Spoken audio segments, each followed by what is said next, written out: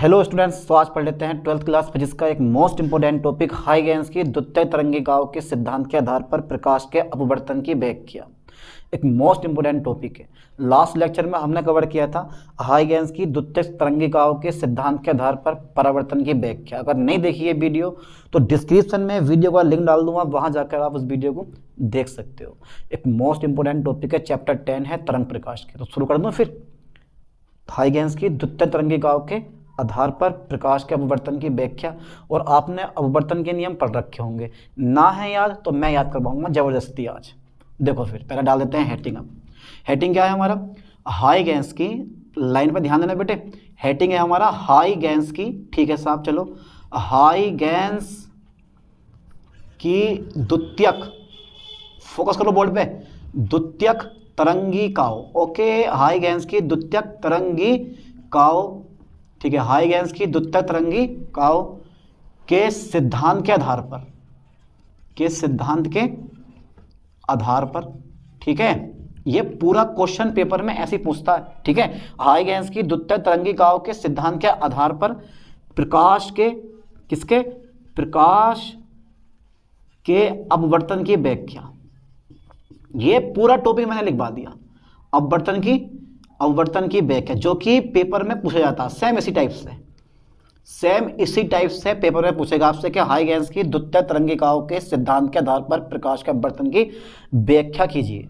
अब प्रकाश के अपवर्तन यानी कि अपवर्तन के दो नियम होते हैं, ठीक है। आपतन कोण की जया और अपवर्तन कोण की जया का अनुपात एक नियतांक होता है, जिसको आप स्नेल का नियम कहते हो, यानी कि sine i upon sine r बराबर एन। दूसरा होता है आपतित कण, अपवर्तित कण और अभिलंब, तीनों एक ही तल में होते हैं, ठीक है। ये दूसरा नियम होता है, या पहला नियम, कोई दिक्कत नहीं है। तो दो नियम होते हैं और दोनों के दोनों नियम इस हाइगेंस के द्वितीयक तरंगिकाओं के सिद्धांत के आधार पर हमें प्रूफ करने हैं। मानो ना मानो, टॉपिक बहुत इजी है, लेकिन अगर आपने लास्ट लेक्चर नहीं पढ़ा तो उसको पढ़ लेना यार, क्योंकि वही सब कुछ है, लौट फिर के वही है। चलो साहब देखो जरा, देखो मैं थ्योरी कैसे लिखूंगा। थ्योरी पे मोस्टली ध्यान देना है आपको। सबसे पहला नंबर, फोकस करें लाइन पे। मैं यह मान रहा हूं कि माना जेड जेड डैश, माना जेड जेड डैश एक अपवर्तक पृष्ठ है, माना जेड जेड डैश एक अपवर्तक पृष्ठ है। ऊपर मैं लिखूंगा विरल माध्यम, इसमें चाल मेरे पास कितनी होगी बेटे? V1 होगी। और नीचे होगा मेरे पास कौन सा माध्यम? सघन माध्यम, इसमें चाल होगी V2, क्योंकि एक माध्यम ऊपर वाला विरल है और नीचे वाला क्या है मेरे पास? सघन है। तो दो मीडियम है, ऊपर वाला मैंने क्या कर दिया बेटे? विरल कर दिया, और नीचे वाला क्या कर दिया मैंने? सघन कर दिया। तो सिंपल सी बात है, जब प्रकाश किरण विरल माध्यम से सघन माध्यम में जाती है तो हमेशा अभिलंब की ओर झुकेगी। इससे आप कंफर्म कर सकते हो, ठीक है। पहले माध्यम में चाल कितनी है? V1 है। दूसरे माध्यम में चाल कितनी है मेरे पास? V2 है। देखो मैं बोल रहा हूं, मैंने बोला कि भाई माना जेड जेड डैश क्या है? एक अपवर्तक पृष्ठ है। फोकस करें लाइन पे, एक क्या है बेटे? अपवर्तक पृष्ठ है। ओके, एक अपवर्तक पृष्ठ है, ठीक है। माना जेड जेड डैश क्या है? एक अपवर्तक पृष्ठ है। अब क्या होता है कि इस पृष्ठ पर एक समतल तरंगाग्र AB, इस पृष्ठ पर एक समतल तरंगाग्र AB, क्योंकि भैया जो प्रकाश सूर्य से आता है ना, सूर्य एक बिंदु स्रोत है जिसका तरंगाग्र गोलीय होता है, लेकिन अधिक दूरी पर तरंगाग्र समतल हो जाता है, ये आप जानते हो। वैसे सेम कहानी ये है कि भाई ये जो तुम देख रहे हो ना, ये जो तुम देख रहे हो, ये तरंगाग्र मेरे पास आ रहा है इस टाइप से, कुछ हिलता जुलता। और ध्यान देना, लाइन बिल्कुल समांतर होनी चाहिए, यानी कि ये वाली लाइन इसके समांतर होनी चाहिए, बिल्कुल सेम टू सेम, तभी चित्र मजा आता है। यानी कि ये लाइन इसके समांतर होनी चाहिए, ऐसी जैसे लाइन आ गई वो इसके समांतर होनी चाहिए, सब लाइनें समांतर एक दूसरे के, तो चित्र बड़ा अच्छा लगता है। आप स्केल का यूज कर सकते हो, है ना। तो माना जेड जेड डैश एक अपवर्तक पृष्ठ है जिस पर काय पर, जिस पर एक समतल तरंगाग्र, जिस पर एक समतल तरंगाग्र, कौन सा है? एक समतल तरंगाग्र, समतल तरंगाग्र बेटे, ये समतल तरंगाग्र AB क्या होता है? AB तिरछा आपतित होता है, सीधा नहीं। कैसा बेटा? तिरछा आपतित होता है। तिरछा आपतित होता है, हाँ सर तिरछा आपतित होता है। ओके ओके ओके, हमने भी मान लिया। ये मेरे पास क्या, देखो ये आ रहा है, ये सिंबल आने का होता है, ठीक है। ये मेरे पास क्या है? A है, ध्यान देना बेटे। ये मेरे पास क्या है? A है। ये पॉइंट क्या हो गया मेरे पास? B हो गया, ठीक है। पहले माध्यम में चाल कितनी है? V1 है, यानी कि तरंग की पहले माध्यम में चाल कितनी है? V1 है, और दूसरे माध्यम में चाल कितनी है? V2 है। तरंग की पहले माध्यम में, ध्यान देना, तरंग की पहले माध्यम में, पहले माध्यम में, ठीक है साहब, तरंग की पहले माध्यम में चाल कितनी है, चाल v1 है, तथा दूसरे माध्यम में कितनी है, तथा दूसरे माध्यम में v2 है, दूसरे माध्यम में v2 है। ठीक है, कहीं किसी नोट्स की जरूरत नहीं है आपको, यही नोट्स है जो मैं लिखवा रहा हूँ। पहले माध्यम में चाल कितनी है, v1 है, और दूसरे माध्यम में चाल कितनी है मेरे पास, v2 है। ठीक है, बिंदु B को A डैश तक पहुंचने में, क्या नाम देना इसका, A डैश। ठीक है बेटे, बिंदु B को A डैश तक पहुंचने में स्मॉल टी टाइम लगता है, बिंदु B को A डैश तक पहुंचने में स्मॉल टाइम लगता है, यानी कि स्मॉल टी टाइम लगता है। मैं लिख दे रहा हूँ कि बिंदु B को, ठीक है, बिंदु B को A डैश तक पहुंचने में, A डैश तक पहुंचने में कितना टाइम लगता है, बिंदु B को A डैश तक पहुंचने में स्मॉल टी समय लगता है, स्मॉल टी समय लगता है।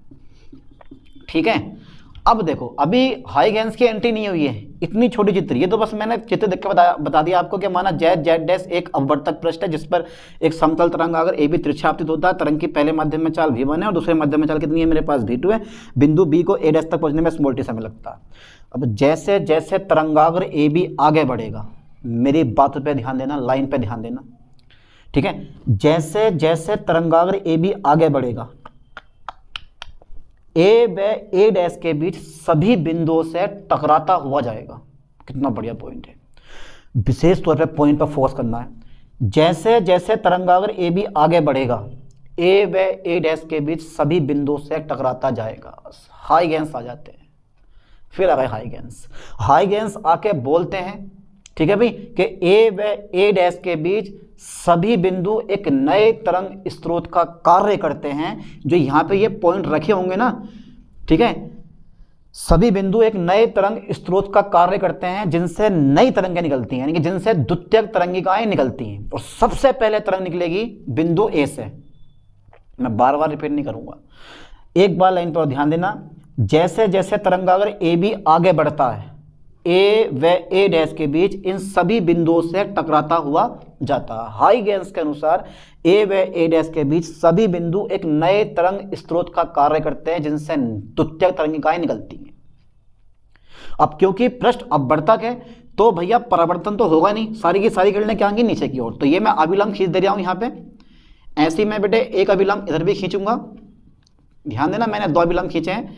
ये वाला कोण मेरे पास क्या होगा, आपतन कोण आई होगा, ठीक है। अभी मैंने यहाँ पर अपवर्तन कोण नहीं लिया है, ये ए डैश है मेरे पास, फोकस करना लाइन पे। अभी मैंने यहाँ पर अपवर्तन कोण नहीं लिया है, अभी लेते हैं अपवर्तन कोण।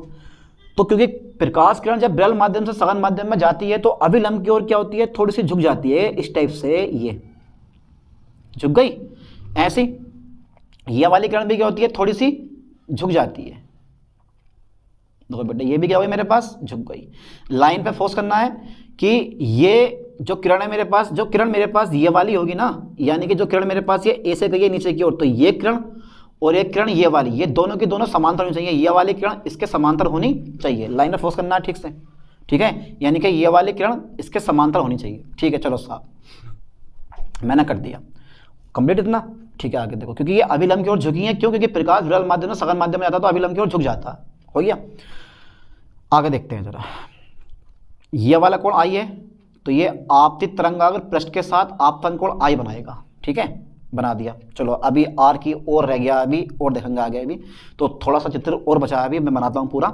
लाइन पे फोकस करनी है कि ए डैश तक पहुंचने में टी समय लगता। जैसे जैसे तरंगाग्र, जैसे जैसे जैसे तरंगाग्र ए बी, जैसे जैसे तरंगाग्र ए बी क्या होता है बेटे, आगे बढ़ता है। ए बी आगे बढ़ता है, बढ़ता है। जैसे जैसे तरंगाग्र ए बी क्या होता है, आगे बढ़ता है। ए व ए डैश के बीच, ए व ए डैश के बीच, ठीक है, ए व ए डैश के बीच सभी बिंदुओं से टकराता हुआ जाता है। सभी बिंदुओं से, ठीक है बेटे, सभी बिंदुओं से टकराता हुआ जाता है, टकराता हुआ जाता है, टकराता हुआ जाता है। ठीक है, हाइगेंस की एंट्री हो गई। हाइगेंस देखो क्या कहते हैं, हाइगेंस का भी अपना रूल अलग है, हाइगेंस भी अपनी मस्ती में मस्त है। हाइगेंस के अनुसार, हाइगेंस के अनुसार फोकस करें लाइन पर। हाइगेंस के अनुसार ए व ए डैश के बीच, ए व ए डैश के बीच सभी, ए व ए डैश के बीच सभी बिंदु, सभी बिंदु एक नए, सभी बिंदु एक नए तरंग स्रोत, सभी बिंदु एक नए तरंग स्रोत का कार्य करते हैं, का कार्य करते हैं। ठीक है बेटे, हाइगेंस के अनुसार ए व ए डैश के बीच सभी बिंदु एक नए तरंग स्रोत का कार्य करते हैं। सबसे पहले बिंदु ए से द्वितीयक तरंगिका निकलती है, ध्यान देना, सबसे पहले बिंदु ए से, सबसे पहले बिंदु ए से द्वितीयक तरंगिकाएं निकलती हैं, द्वितीयक तरंगिकाएं निकलती हैं।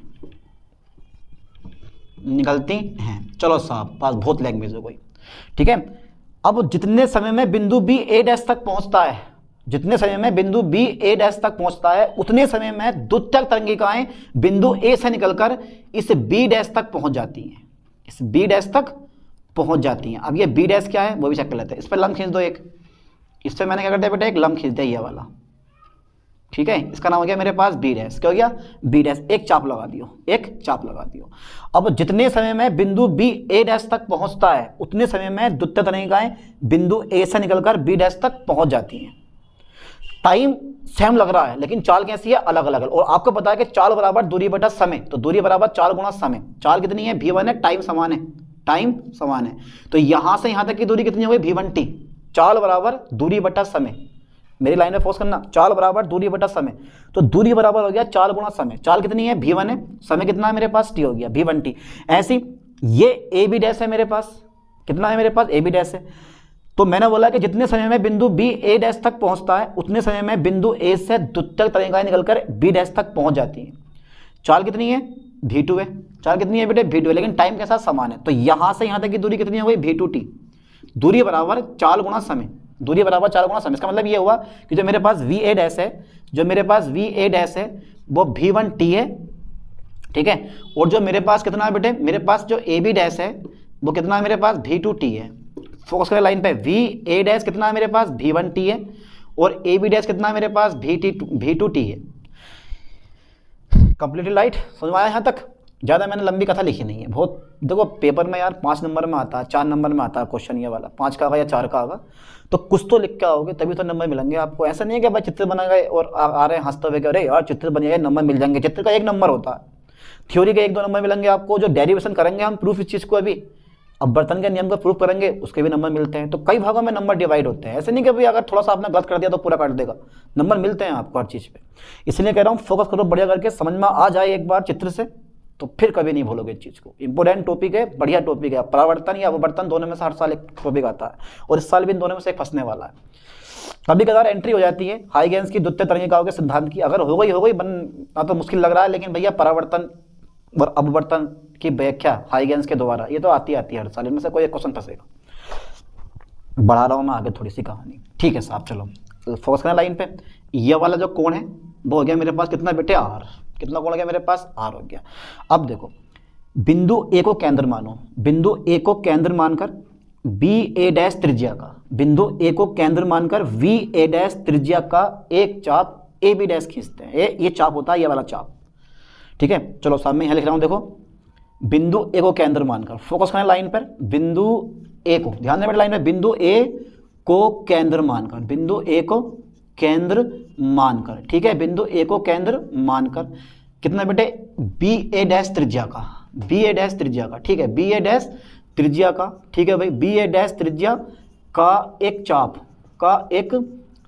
कितना बेटे, ए बी डैश खींचते हैं, ए बी डैश खींचते हैं, एक चाप ए बी डैश खींचते हैं। ठीक है, एक चाप ए बी डैश खींचते हैं, जो बिंदु ए को केंद्र मानकर बी ए डैश त्रिज्या का एक चाप ए बी डैश खींचते हैं। इस चाप पर ध्यान देना, इस चाप पर एक स्पर्श रेखा, इस चाप पर एक स्पर्श रेखा, इस चाप पर एक स्पर्श रेखा, नाम क्या स्पर्श रेखा का, ए डैश बी डैश खींचते हैं, ए डैश बी डैश खींचते हैं।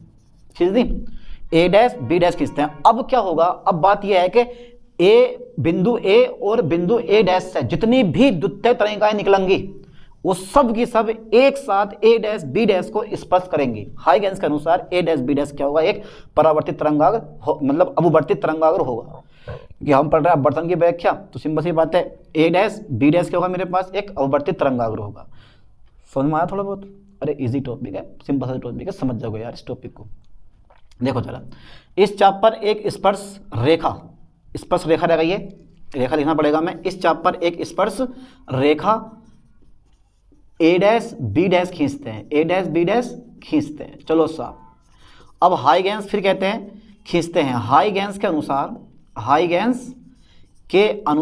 हाइगेंस के अनुसार ए डैश बी डैश क्या होगा बेटे, ए डैश बी डैश एक परावर्तित तरंगाग्र होगा, एक परावर्तित नहीं अपवर्तित तरंगाग्र होगा, ठीक है। ए डैश बी डैश क्या होगा, एक अपवर्तित तरंगाग्र होगा, ठीक है। चलो साहब, अपवर्तित तरंगाग्र होगा। इतनी कहानी मैंने कर दी, इतनी थ्योरी मैंने लपेट दी, थ्योरी कंप्लीट हो गई, ठीक है। बिंदु ए को केंद्र मानकर वी ए डैश त्रिज्या का एक चाप ए बी डैश खींचते हैं, ठीक है। इस चाप पर एक स्पर्श रेखा ए डैश बी डैश खींचते हैं। हाइगेंस के अनुसार ए डैश बी डैश क्या होगा, एक परावर्तित, हाइगेंस के अनुसार ए डैश बी डैश क्या होगा, एक अपवर्तित तरंगाग्र होगा। कौन कौन सा बनाया मैंने, अपवर्तन कोण आर, ये भी कौन कौन सा मेरे पास आपतन कोण आई। अब देखो जरा आगे, अब मैं त्रिभुज पकड़ूंगा दो।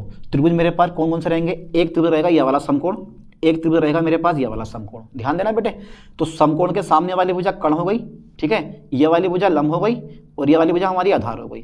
ऐसे कोण के सामने वाली भुजा लंब हो गई, समकोण के सामने वाली भुजा कर्ण हो गई। ध्यान देना, कोण के सामने वाली भुजा हमेशा लंब होती है, कोण के सामने वाली भुजा लंब होती है, समकोण के सामने वाली भुजा कर्ण होती है। इस त्रिभुज में आ गए, समकोण के सामने वाली भुजा कर्ण होती है, कोण के सामने वाली भुजा लंब होती है। त्रिभुज पकड़ लो ए बी ए डैश में, फोकस लाइन पे, त्रिभुज ए बी ए डैश में, ठीक है बेटे, त्रिभुज ए बी ए डैश में क्या निकालूंगा, साइन आई, साइन आई बराबर मेरे पास हो गया कितना, देखो सामने वाली भुजा लंब और साइन बराबर होता है लंब बटा कर्ण, तो V A dash upon A B, तो V A dash upon A dash, ठीक है, लंब बटा कर्ण, तो लंब बटा कर्ण B A dash upon A dash, ठीक है साहब। चलो हो गया, B A dash upon A dash, ठीक है। अब बी ए डैश का मान कितना है चेक कर लें आप, बी ए डैश का मान कितना, V1T है, तो मेरे पास आ गया V1T है, ठीक है साहब। चलो V1T आ गया, ठीक है, आ गया बेटे। अब ए डैश का मान ऐसे रहना तो कट जाएगा ये, ठीक है, तो ये साइन आई का मान आ गया। त्रिभुज A B dash A dash में, ठीक है, त्रिभुज A B dash A dash में, चलो साहब निकाल लो साइन आर। आपको पता होना चाहिए साइन आर बराबर, देखो सामने वाली भुजा क्या हो गई, लंब, और समकोण के सामने वाली भुजा कर्ण, तो यह है ए बी डैश, कितना है बेटे, ये ए बी डैश अपॉन कर्ण मेरे पास ए डैश, क्योंकि पता तुम्हें साइन बराबर होता है लंब बटा कर्ण, लंब बटा कर्ण बराबर ए बी डैश कितना है, ए बी डैश है मेरे पास V2T, ए बी डैश है V2T अपॉन कितना है मेरे पास ए डैश हो गया। दोनों के मान मैंने फाइन कर लिए। अब बस इसको मैं इरेज कर दूं, स्क्रीनशॉट ले लेना भैया इसका, अगर नहीं लिया है तो स्क्रीनशॉट ले लो, इसको ले लिया स्क्रीनशॉट, ठीक है, मैं इसको इरेज कर रहा हूँ, कर दूँ स्क्रेच, चलो साहब कर दे जाऊँ लो। अरे पॉइंट यार, क्या पॉइंट है ये, सिंपल से पॉइंट आप लोगों को समझ में नहीं आ रहे हैं, आराम से पढ़ो, दिमाग लगा कर बढ़िया करके, समझ में आगा क्यों ना आगा, जबरदस्ती समझो।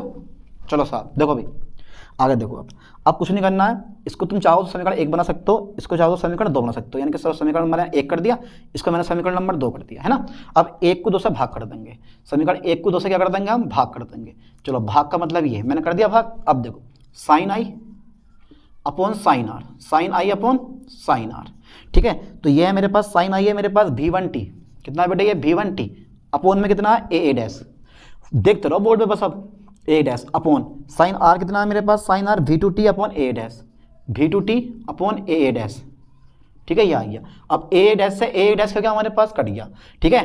अब V1T बचा और V2T, T से T कट गया हमारा, तो मेरे पास सिर्फ क्या बचा, sine i upon sine r बराबर हो जाएगा मेरे पास V1 अपॉन V2। देखो T से T कट जाएगा, देखो ए डैश से ए डैश कट गया, T से T कट गया, तो V1 अपॉन V2 रह गया, V1 अपॉन V2। ये क्या होता है, नियतांक होता है, ये क्या होता है बेटे, नियतांक होता है। और इस नियतांक को बोलते हैं हम 1 and 2, क्या बोलते हैं इस नियतांक को, 1 and 2, मतलब आपतन कोण की जया और अववर्तन कोण की जया का अनुपात एक नियतांक होता है, ठीक है। ये क्या है, यह अववर्तन का प्रथम नियम है, ध्यान देना लाइन पे जरा, यानी कि आपतन कोण की जया, आपतन कोण की जया, आपतन कोण की जया तथा अपवर्तन कोण की जया, अपवर्तन